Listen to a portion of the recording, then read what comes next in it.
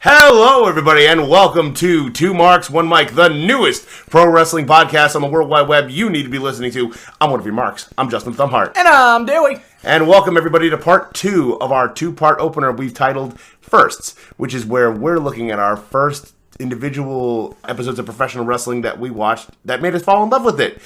As I said, I'm Justin Thumbheart, and he's Dewey, and we're excited to be talking about this one. Last time, if you're following up with us, we talked about my first experience with professional wrestling, SmackDown January 13th, 2006, where Kurt Angle won the newly vacated World Heavyweight Championship in a 20-man battle royal. That was a really fun episode to talk about. And Dewey, we've got quite the episode to talk about with you today. We do have a lot to skim the surface on.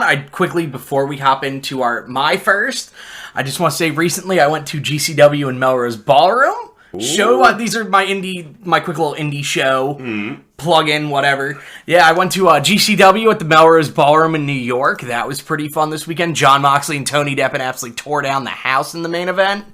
And this weekend, I got Marcus Mathers' All I Want and H2O's 6-year anniversary show. Ooh. And tomorrow, get ready for this, 18-year-old young prodigy Marcus Mathers takes on Shannon Moore. Ooh, former I know that WWE name. Superstar Shannon Moore. And Two Gold Scorpio is going to be there, too. We got some interesting names tomorrow. That sounds great. So let's jump into it. So before we do, though, there's one thing I've got to do. If you at any point like what we're doing here, go ahead, hit that like button, share, subscribe, all the different things you can do on social media to support the show. It's totally free. It helps us out a lot. And we really want this show to be a success, and we want this to be a community-driven effort. So if you do all those things, it'd be really, really helpful. Dewey and I both really, really appreciate it. And with all that said, let's hop into this Monday night. Monday Night Raw. 1997. What a decade time compared to your SmackDown. We are in the midst. I would say this is a little bit beginning of the Attitude Era. Yeah, we're starting to get the Stone Cold. I think this was a little bit beginning of DX2. Yeah. If I may, I have a little bit of my thoughts from it. Really I'm looking at it right now. So let's jump right in. I'd like to start out by saying this era, for everybody listening at home, this is not an era I'm as particularly familiar with. To me, this is just my impressions. We're going to let Dewey kind of run things here. But to me, it felt pre-Attitude Era, which it was. But you can see the Attitude coming. Yes. I guess you could call it the tween era for WWF. Bret Hart is your WWF champion. I think we're all agreed he brought class and prestige to that championship, regardless of how long he held it or what era he held it in. Brett's absolutely also one of the best champions ever. And I've met him before. He's one of the nicest guys I've ever met. I can imagine he would be. Nothing nice things for Bret Hart. Nothing but nice things, you mean? Yes. But that being said, you can see the company moving in a more attitude and edgy-driven direction, but still trying to hold on what made it a success, its golden era roots. The way I describe it, as I said, a tween era, but I called it proto-attitude era. And then this is the crazy part, as Dewey mentioned, we see a crazy amount of faces that would very soon come to define the Attitude Era. Yes. We see The Rock, who's going by Rocky Maivia. We do get Rocky Maivia on this episode of Raw. We get Stone Cold in the Intercontinental Championship Tournament, which... Yes. That was mind-blowing to me to see Stone Cold as a mid-carder. I think this was the Stone Cold Owen Hart feud. It's still in the middle of it. Yeah, we're still in the middle of that, yep. We get Goldust. We get The Undertaker before he goes Biker Taker, but before the Ministry of Darkness, yes. And then we get Triple H still as Hunter Hearst Helmsley. Of course, Cactus Jack / Dude Love / Mankind / Mick Foley all at once. All of them are in the same building in that episode. It's not even to mention Shawn Michaels. It was really strange for me to see all these amazing wrestlers in the States they were at this particular point of time before they become to know and evolve into the people the bigger names that they are. And it's so different. The whole atmosphere is so different to what I've come to experience personally from a WWE show today, or even the full-blown Attitude Era shows. Your commentators for the evening are JR, love JR, King, I love King, but he says some things in this that are a little Jerry the King is Jerry the King. His commentary will forever be classic for the Attitude Era fans out there. And then Vince McMahon is your other commentator. I got a little side note for this. Okay, while we pause here. With Vince McMahon on commentary. This was right around the time he was now starting to show that he was the boss man. I actually around say that town, in this, yep. yeah. They're your commentary team, and as I'm about to say, it's apparent that Vince has been outed that he's the chairman, but they don't want to acknowledge it. Because this was, what we said, this Raw was 97. Yes. The screw job was 96. Yes. Because that's when Vince basically got outed out. It was actually coming up. Yeah. This is leading to it, which is the crazy thing. But Vince is the one who welcomes us to Raw. He does most of the play-by-play for the first half of the show. Here's the thing. All these guys have great chemistry with each other, but it felt to me like they were stepping on each other's toes the whole time. Like they were trying not to talk over each other, as Dewey and I are trying not to do just getting started with this show. But the other thing that really shocked me that night was Tony Chimmel is your ring announcer. We got a young Tony Chimmel in the ring. A mostly mulleted Tony Chimmel. And I was like, wow, this is something different. I had no clue he was even with the company at that point in time. I, of course, know him from Friday Night SmackDown / Thursday Night SmackDown.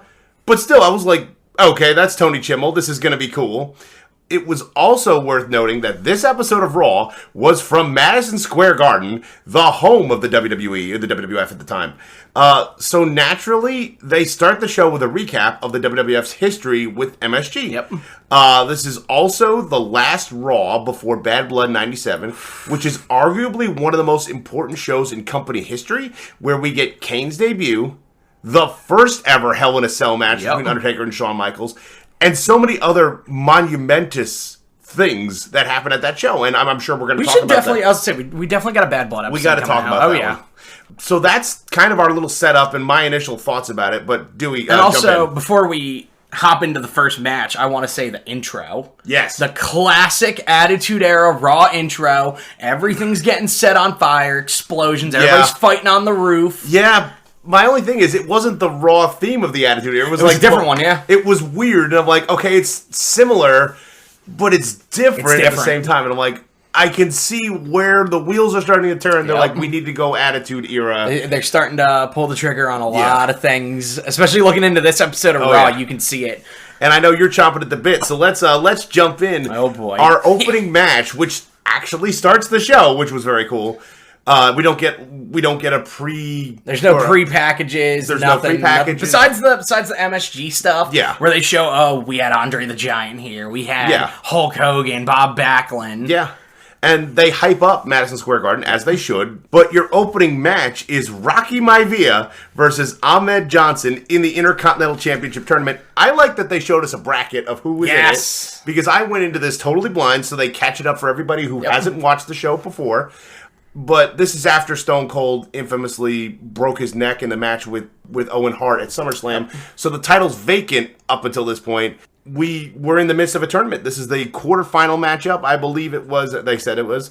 And we get Ahmed Johnson and Rocky Maivia, who you can see in his persona, he's starting to change from being Rocky Maivia and is almost but not quite The Rock. And I believe this was before he was in the Nation, too. Because was he Rocky Maivia going into the Nation? Or he was in the Nation at this point because they walk into ringside. Yes. But even so, you can hear it, and King is so offended by this. The crowd is chanting the infamous Die Rocky Die. Yeah, Die Rocky Die. And they completely despise him. But he embraces it so well. So even then, you can see Dwayne Johnson having the what's the word? Not magic. The charisma. The charisma. That's the word. Thank you. To embrace it and just go with it. It didn't hurt that he came out with the Nation, even though he was brand new to it. And they were immediately sent to the back by Sergeant Slaughter, who was commissioner. Let's also remember this. I was going to say, back in the day, commissioner figures on TV. Yeah. I miss this. But they actually made it feel important. Yes, they made Sergeant Slaughter an important figure. Yes. Same thing with Mick Foley in 2000 when he was Commissioner Foley. Yeah. And they had him do all those crazy things in the backstage. Yeah.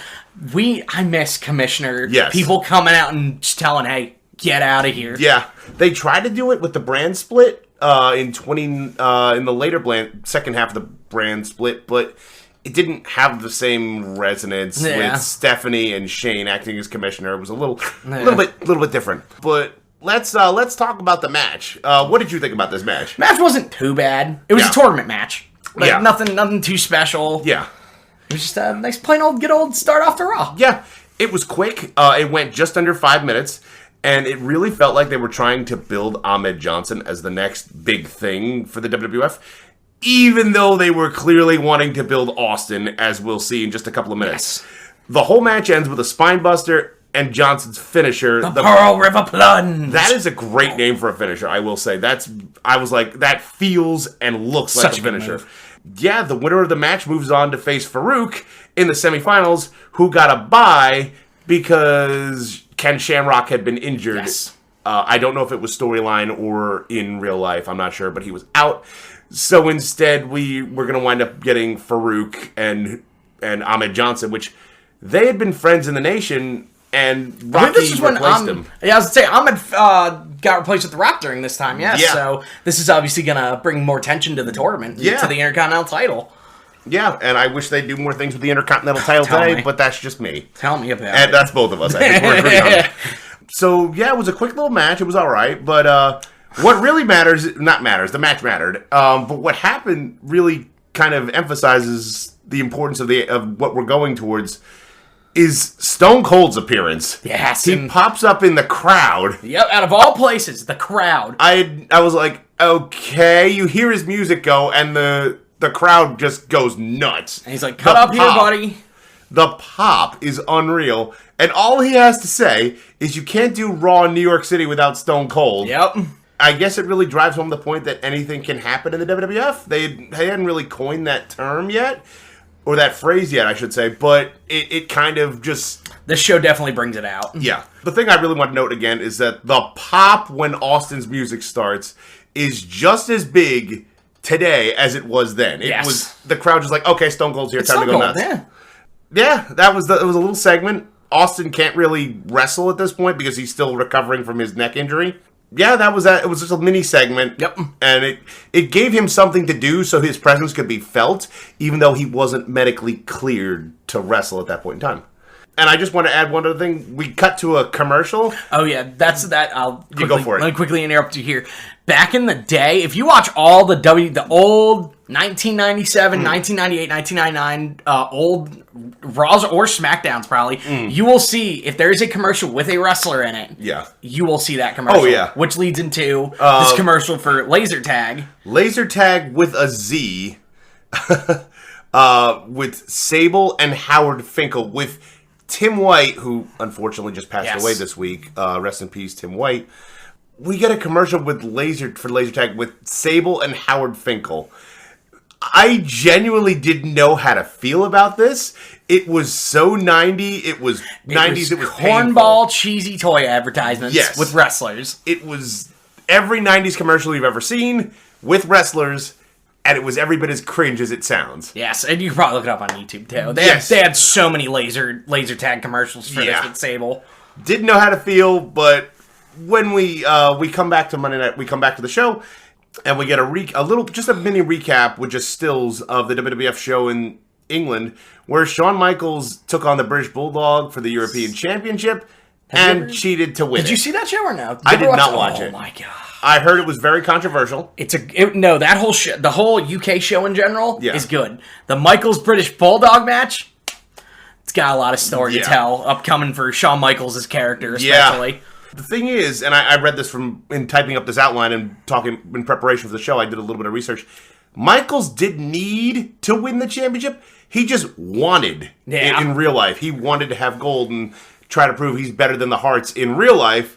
That even, and it seemed even then, and this is a trend we've noted in today's times as well, and we just know this, the WWF wouldn't let someone win in their own hometown or even home country in this case. Yep. And it continues to this day, and I'm like, well, there's a trope that hasn't changed in however many years. We've only had one match though so far. We go then to The Undertaker with an in-ring interview with Vince McMahon. Yep. This was very strange for me. I know The Undertaker used to do more promos like this, or he'd be interviewed. But even so, having an interview conducted by Vince McMahon to The Undertaker, it was very peculiar. Very weird. But basically, Vince announces that the decision has been made, that the winner of the Hell in a Cell match becomes the #1 contender for the WWF Championship. and is then set to take on Bret Hart at Survivor Series. I think we can see where this was headed. Oh, yeah. This brings out Shawn Michaels, and for me, somebody who's kind of grown up seeing Shawn Michaels as we know him now that he's cleaned his life up, he's gotten his head straight with God. Seeing him back in the day was a lot different. This was very different. Yeah. Did he come out with a chair? He did come out. The first time he didn't. Later on the show he does. But this Shawn Michaels was so different. To me, he feels like a mid TNA Impact AJ Styles, in that he knows how good he is in kayfabe, and in his case, real life. He was probably on something while doing this, because you can just tell in his mannerisms. And he feels like he deserves special treatment for being the only Grand Slam champion in company history. He feels like what Seth Rollins is today. I think that's a pretty fair assessment. I can see that, yeah. I was like, wow, he knows how good he is. He feels he deserves special treatment because he's as good as he is. And he complains about having to take on The Undertaker, as anybody would, in Hell in a Cell. And this whole segment serves to build up the Hell in a Cell match. And they really wanted to make it feel important.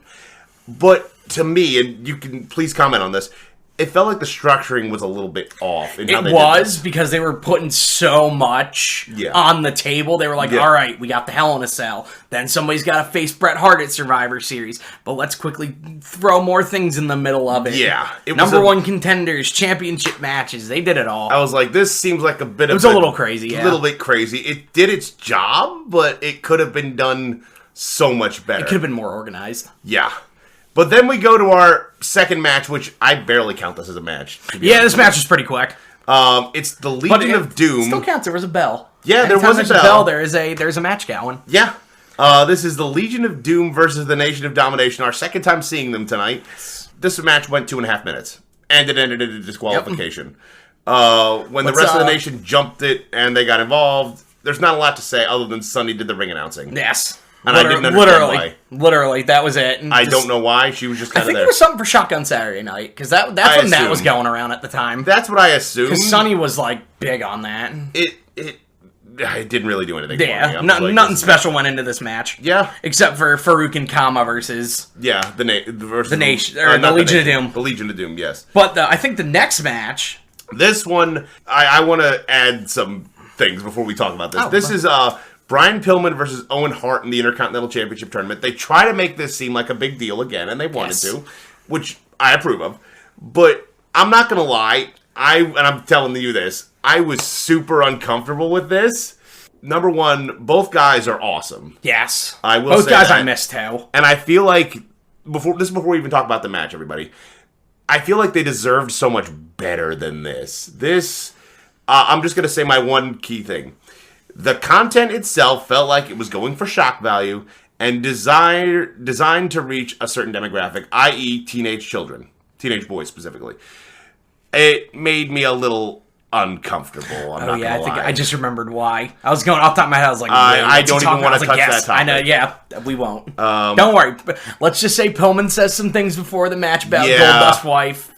I didn't like that at all. They were trying to go for for a feud between those two, and unfortunately, I think this was the year Pillman passed. Yeah, it was 97. So they didn't get to further anything, and that's when actually I just learned this too recently. Also, this could just be me talking, but I think that's what evolved Val Venus versus Goldust in 2000 was what Bryan and Goldust are supposed to do now. Yeah, but anyway, enough of going into this. You had told me Pillman was on the show. I hadn't seen this show again. So these are my reactions as well. I had never seen a Pillman match. So I was excited to see him. We know his son is currently wrestling for AEW. Brian Pillman Jr., one of the best. Fantastic.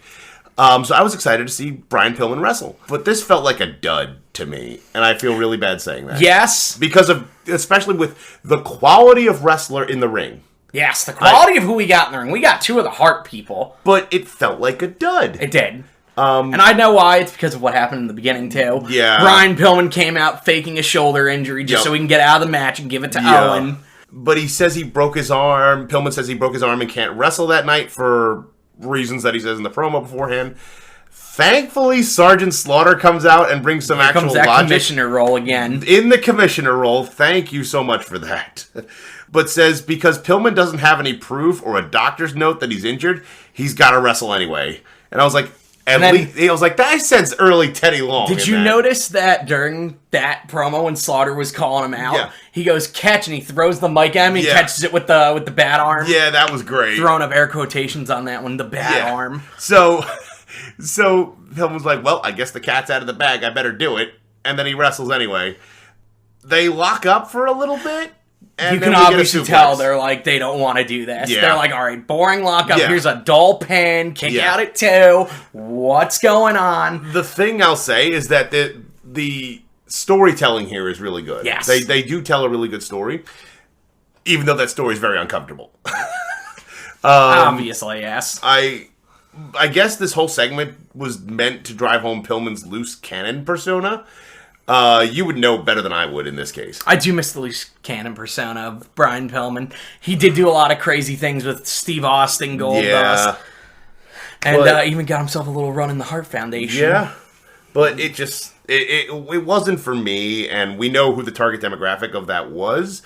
And I understand they were going to try to further and tell a decent story. They were trying to, but it felt like a dud to me. And then who comes in and saves the day on this match? Oh, I was so grateful for this. But Stone Cold Steve Austin. We get Austin. I was like, thank you. And this is also the funny part. This match also ends in a DQ. Yes, it does. It ended in a DQ. So Austin jumps. He jumps. Austin doesn't. Goldust jumps Pillman. He comes out first, yes, because of everything in the beginning. Yeah. Pillman runs away with Goldust's wife. That's the subject I'm not even going to touch. Yep. Then, immediately after the DQ, Owen goes into a victory speech about his hard-fought victory. I'm just going to pause before I go any farther. I get such early Kurt Angle vibe from it. Oh, it was hilarious. Owen loved doing that stuff. Yeah. I was like, this is what Kurt Angle's going to be when he comes in. I was so happy to see it. And during mid-speech, just get jumped from behind by Austin. Yep. Which is the build-up to that feud. Yeah. Which, again, the place goes ballistic for him. New York City's finest come out. The police come out and they try to arrest Austin. They stop him. I think he stuns like 2 cops. No, he didn't even, because, and this is why, Vince stands up from the announce desk. I forgot about this. And gets in Austin's face and tells him to stop by reminding him, Austin, that Austin is injured and could wind up paralyzed if he isn't careful. I want to pause here again. Vince sounds genuinely so compassionate here because he's so calm. He's still just a commentator at this point to the on-camera universe at the time. He's not on screen. He's not the chairman of the board. He's not the Vince McMahon we know and love. Long Austin. But at this point, he's just a commentator. And he says the WWF isn't going to let Austin get more hurt than he already is, and that Austin needs to work within the system, and that the WWF cares. Austin's response is great. You know what Austin's response is? One big old stunner. Yeah. He first says he appreciates the WWF cares, but this is what he does for a living. He's the best in the world. And then gives Vince his very first stunner. I was like, okay. And that's what set off the love relationship between those two. But it gets better. Vince sells it so poorly, I laughed. It wasn't the worst one we've seen, because they get worse, but it was pretty rough. And as a result of this, Austin gets arrested in kayfabe. Austin gets taken out the building. And we get an infamous shot that's still with us to this day of Austin being escorted up the ramp by the police while he's laughing his head off at what he does. Yep. Meanwhile, JR and King are freaking out on commentary that their broadcast colleague just been beaten up by Austin. To me, this is where the Attitude started. This is where the Attitude Era really figured out this is what we need to do. Because the match going into this after that really set the... I'm excited for the next match. The next match is one of my personal favorites. Yeah. Let's get into it. So before we do, Hour 2 is dedicated to the memory of Bulldog Brower. Yes. I don't actually know who Bulldog Brower was, I feel bad. Old school I could tell he was an old school wrestler, but that was pretty cool. He gets an entire hour of Raw dedicated to his memory, so that was really cool. But then we get our 4th match of the night, and this is my personal match of the night. It was the match of the night. Yeah. This was basically a hardcore match without the distinction of being called a hardcore match. They actually deemed it as Falls Count Anywhere. Yeah. Well, I mean, the definition, if you go to a WWE video game, 2K or whatever, or SmackDown vs. Raw 06, they call it a hardcore match. This was basically a hardcore match without having the word hardcore match applied to it. Before we get into the match itself, let's get into the pre-match. Yes. Because it's scheduled as Dude Love versus Hunter Hearst Helmsley, or Triple H at the time. He had China back in the day. Yeah. I believe this was pre-DX. This was like little, like, Rick Rude manager DX. Yeah, I forgot Rick Rude was even with them when I watched this. I was like, oh, that's Rick Rude. Oh, my. And then he helped shift to WCW the next night. Yeah. Or the following night. I'm laughing. We get Triple H coming out to his worst entrance music. Damien Sandow-esque sounding entrance. Yeah. Yep. He gives a curtsy and then does a crotch chop. And I'm just like, okay, so he's halfway between Triple H and Hunter Hearst Helmsley. He's still stuck in that gimmick. Yeah, he's still the aristocrat. Yep. And I'm like, he seems beyond that already at this point, and he's just like, he's waiting for something better to come up for his character. And you can tell they're going somewhere with it, but they don't really know what yet. They changed him to Triple H Bad Blood, too. Yeah, I think they changed it over pretty soon. Something in Bad Blood made him change to Triple H. Yeah, he does come out with China, as you said, and after Tony Chimmel announces Dude Love as Triple H's opponent, we get a Titantron movie of Dude Love sitting there. Yeah, before we go any farther, I just want to say, I feel like they should have done this where they actually cut to the back instead of just showing us from the camera's perspective of the Titantron. Because the Titantron was so dark, you couldn't really see what was going on. You could see where they were sitting, you could hardly see the couch. I was like, I feel like... But I understand why they did that, because they obviously had to bring all three Mick Foleys out on the same camera. Yeah. If they'd done it today, I feel like they would have done what we just saw on Raw with Ezekiel and Elias. Yeah, that's what it felt like. That was great. I was like, wow, they were touching on this. That was ever. Great. We get, if I may, we get a clip of Dude Love talking with Mankind because he says this type of match isn't really his bag. Because it's Dude Love. Yeah, because it's Dude Love. That wasn't his thing. And then Mankind was like, as much as I would love to beat Hunter Hearst Helmsley because they had a little feud. Yeah. I think they did something at SummerSlam. Yeah. They're like, we got to bring in the big guns. Yeah. And they bring out Cactus Jack. And this is the thing, though. Everyone knew Cactus Jack in ECW. Yeah. The ECW chants during this are insane. Yes. And Vince says this is the blackest day or one of the blackest days in WWF history. I think King says that. Yeah, I'm sorry, it was King. I was going to say, Vince is already taking I'm sorry, I meant King. All good. This whole match is... number one, it's amazing. It's fun. I will say that. It's fun. This becomes like a prelude of what we would one day see at the Royal Rumble 2000. I was going to say the hardcore division, but I can also see that too, yes. Because we eventually do get Triple H as Triple H versus Cactus Jack. Number one, the people absolutely lose it. As I said, the ECW chants are deafening, overseeing Cactus Jack, who absolutely brutalizes Triple H. Oh yeah. To the point, to his credit, he does get in a couple of really good shots. It's really entertaining match. I can't remember what weapons were used: brooms, trash cans, fire extinguishers, the concrete floor, guardrail, table, everything. You saw everything. King this is where they really hit their stride as a broadcast pairing. One of Triple H's shots knocks Cactus Jack into China, who crashes into the ring steps. That was sold really well. I thought China actually got hurt. I wasn't sure if that was intentional or if that was... No, that was probably... Yeah, I was like, that looks like she genuinely got hurt there. I'm not sure. Triple H gives Cactus Jack a suplex on the ramp, and then a table comes out. The fans, who at this point have still gone absolutely insane, get even louder. Oh yeah, when they see the one table. One table. It doesn't look like the tables we have today with the metal sides. No, it looked like an Aspenite table. Yeah. Like, it was so cheesy looking. Yeah. And when they both stood on there, it looked like it was going to break. It looked like it was going to break in half. Just from those two guys standing on it. Yeah. When the table comes out, the people go absolutely more crazy than they already had. Triple H tries to end the match by pedigreeing Jack through it, but Cactus Jack reverses it into a pile driver for the win. Through a table on the... I believe this was on the entrance ramp. On the entrance ramp, right in front of the Tron. This was outstanding. This match was outstanding. And again, my personal match of the night. It was the debut for Cactus Jack. Yeah. And it wasn't their best match. It was still really good. It was a good first match. And it was great. For both of them. And again, I think this is both your and my match of the night. Even though we still have one more good match coming up after, but we'll get to that in a minute. Because something happens a little after the match Yeah. with Mr. HBK. Yeah, we and get the rest of DX at the time. We get another promo from Shawn Michaels, who he comes out with a chair, who, again, hypes up his match with The Undertaker. He sits in the ring and calls him out.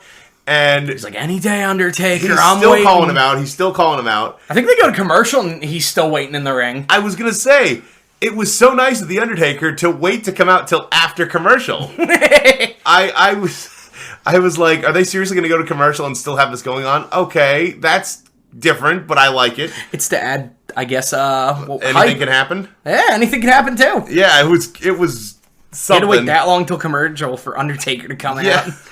Taker comes out, and then he gets jumped from behind from Triple H, or by Triple H. Shawn, of course, runs at him.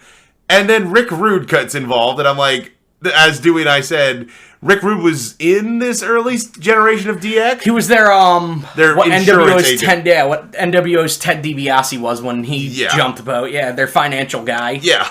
It was very surreal to see Rick Rude doing this. It's crazy. Because he also had, it didn't look like Rick Rude. It just looked like some guy. Yeah. The whole time, Taker just shrugs off the chair shots, even though he's getting beaten down.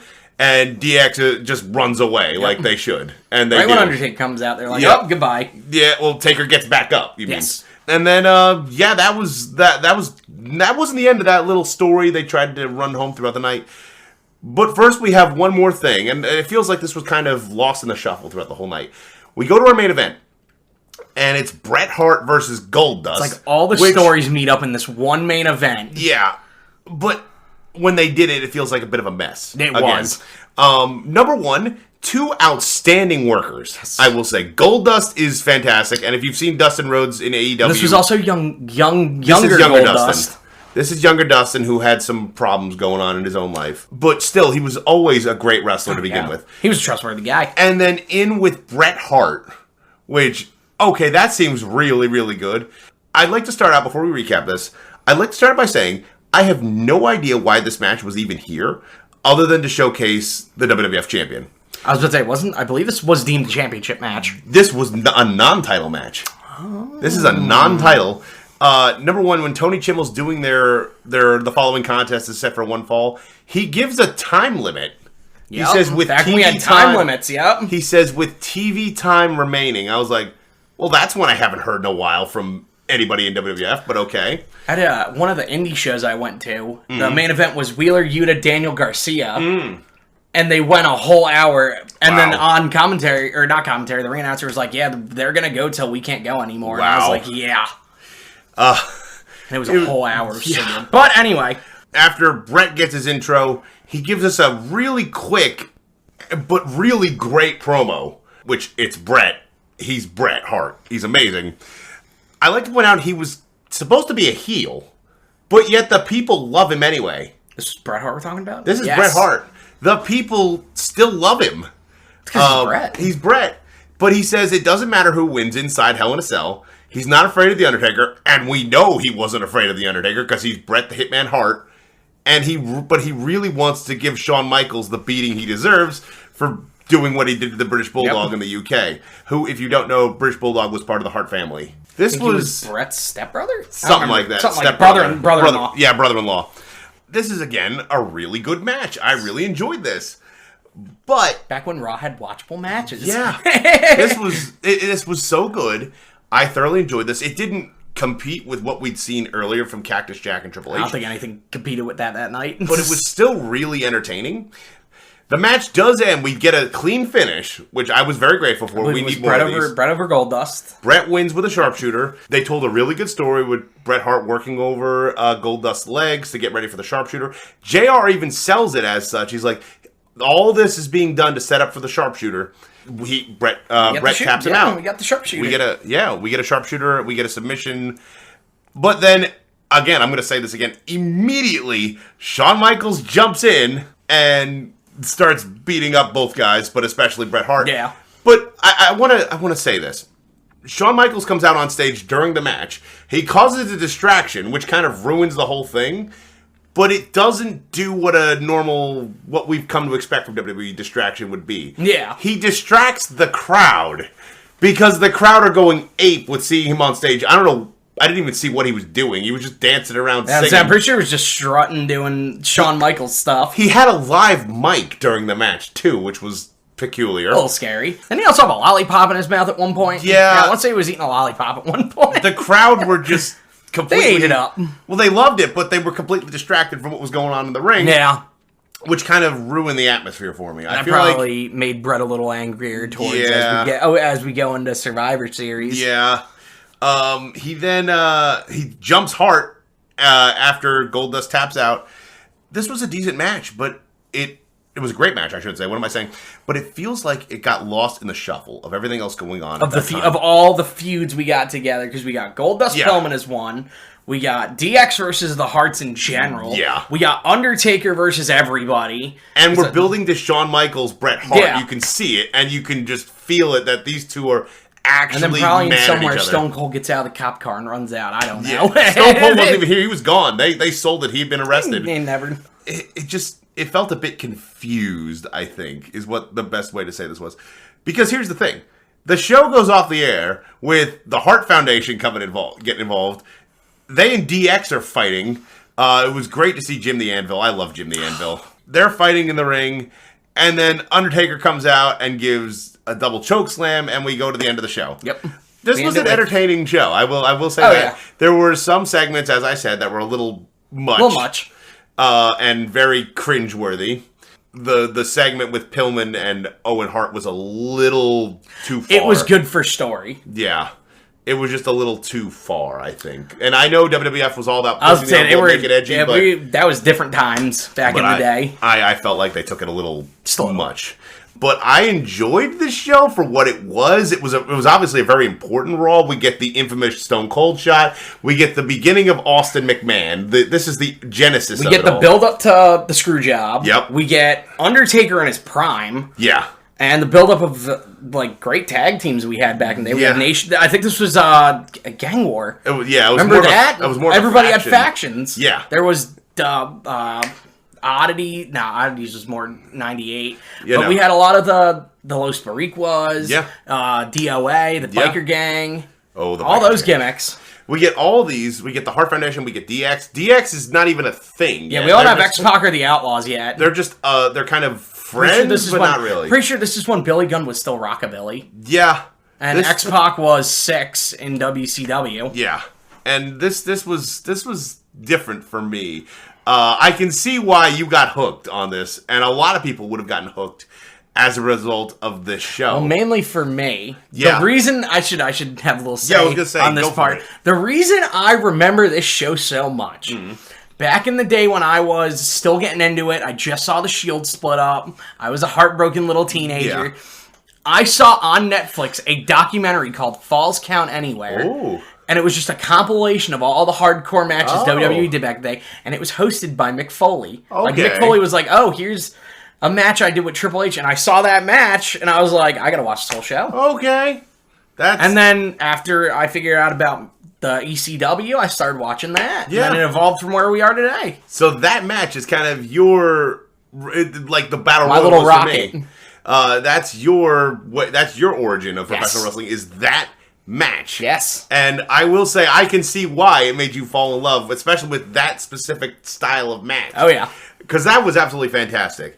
So, yeah, and we all know what would come of this, and we're eventually going to talk about Bad Blood, because that was such an important show. We'll get to all the Attitude Era shows, all the Manias, all the... We're going to get to some We're good definitely going stuff. to be talking about the screw job at some point. Yeah. I'll do that episode. It was... Oh, I'm happy to talk about that. That's controversial, but... Yeah. Yeah, there was a lot coming out of this show, and as we said, this feels like the real beginnings of what the Attitude Era was going to be, where anything could happen, where chaos can happen in the middle of the show, anybody can interrupt anybody, Stone Cold can just appear from nowhere, even though he's not supposed to be wrestling. And we also have the OG commentators. We do doing all the play-by-play. Plus McMahon on Plus commentary. McMahon for a little bit of time. McMahon on commentary is always a little bit of a treasure. Yeah. Especially back in the day. My thing is, once McMahon leaves, like he leaves literally in the first half of the show. As soon as the first half's over, there's no more McMahon. It feels like the Attitude Era. Yeah. It feels like what it's gonna be with JR and King doing commentary. JR sounds so young here, by the way. I was like, I don't even know who I'm listening to. But it's clearly JR, obviously. Yeah. But you're like, wow, this is so different. Yeah. And then it's so good after that. And this is my thing. And maybe we can do a discussion about this. But 3-person commentator teams versus 2. I want to talk about this at some point. But once McMahon leaves, it feels so much more focused in a commentary perspective. My thing with commentary is, it depends on who's there. Yeah. But we'll get into that in another episode. That's a whole other. But yeah, so if again, I think we're gonna start wrapping up here. Yeah. But if we've just hit the end point of the episode of Raw. We're gonna have some really good stuff coming up in the next couple of episodes. We're very excited. More recaps of shows, and more if y'all thoughts want and reactions to talk about stuff that you like, your wrestling, submit us your wrestling first. Yes, please do. I love getting interactive with people. Yes. I will put this on my Twitter. Yes. Please go ahead and put comments, like, share, subscribe. Of course. Talk about the episode. If there's something we didn't agree with, you didn't agree with us about, if there's something you want to call us out for, if we made a mistake, because Lord knows we probably made a mistake. Who knows? Or several mistakes. Who knows? Please feel free to talk to us. We want to engage with our community. And remember, this is a place where everybody's welcome. Yes. We it's don't the wrestling judge community. Anybody. Everybody's welcome. This is the rule of the wrestling community is, if you like wrestling, welcome. You're welcome here. This is called 2 Marks, 1 Mic, but we're all marks here. We're listening to the show. We're talking about this stuff. But yeah, go ahead, like, share, subscribe, comment, do all the things. Ring the bell if this is on YouTube. We're going to get it up on YouTube very soon. And yeah, that's our show for episode 2 of 2 Marks, 1 Mic. We'll be back with another episode in just a couple of days. And hope everybody has a good day. Have a great one, everybody. Be safe. And yeah, we'll talk to you soon.